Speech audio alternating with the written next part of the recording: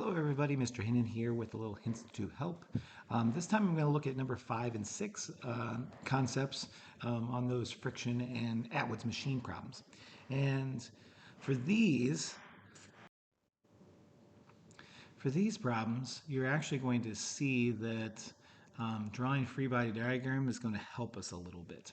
So if I kind of look at A here, I have three forces acting on it. I have the weight of the bucket pulling down, and then I have the actual force, the tension force, applying an upward force. So there'd be a tension force here. It would pass over the pulley, but that's connected here, so there'd actually be another tension force here.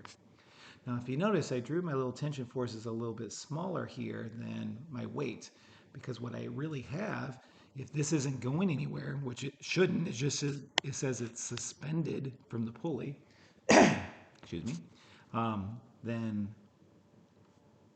let's call these FT, then two of my FTs, or in other words, FTs, or in other words, FT plus FT should equal my force of gravity, which would actually be the weight of the bucket, whatever that happens to be. Now we can come back to part B. If I look at part B, I still have the same weight of the bucket. So I still have FG pulling this thing down. But now when I look at this problem, I actually have one rope here. So this one rope has to apply a tension force that would equal this force of gravity. So even though it passes over here, the idea is all that's doing is you're pulling in this direction. So, you know, this just kind of changes the direction of the tension force. Your tension force is over here. But the tension is still going to equal the force of gravity. I keep wanting to write F perpendicular. That's silly. Get rid of that. So the tension force should now equal force of gravity. So let's borrow this. In part A, it says that the tension in the rope is 92 newtons. So this FT is 92 newtons. So that means 92 plus 92 should equal my force of gravity. But over here for part B, they want the tension in the rope.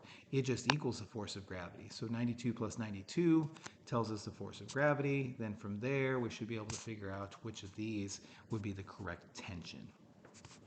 So I think from that, you should be able to figure the correct answer. So it's kind of an Atwood's machine. It's a little bit different. We're not fully calculating. It's actually more of a free body diagram type of picture. In number 6, what I have is I have an object over here that's pulling down with 980 newtons. Oops, 980. And then over here pulling down with 980 newtons. And then again, I can borrow the fact that there would be a tension. So there's going to be a tension force here. And then over here, there's going to be a tension force. So I have those. And since this object is just sitting there, they are hanging and they're equal masses, then they should just be at rest. These two should equal each other. But then the question is, what is this spring scale reading? So if I kind of bring this around, what you find is there's a tension force on the spring scale that way. There's a tension force on the spring scale that way. And so we often say, oh, well, the tension force equals this 980. So this is equal to 980 newtons, and this is equal to 980 newtons. And so what a lot of people do is they go, aha, they're both pulling on the spring scale, therefore they want to make it 1960. Or they're in opposite directions, they want to make it 0. But what you're not realizing is the spring scale doesn't actually kind of measure the force on both sides. One of the forces is really just kind of holding the spring scale in place, and then the other one is actually pulling on it. So if you think about it from this standpoint, let's imagine that this force over here is actually holding it in place, and then this one is actually applying the force. So it's not going to cancel, it's not 0, and it's not double the force.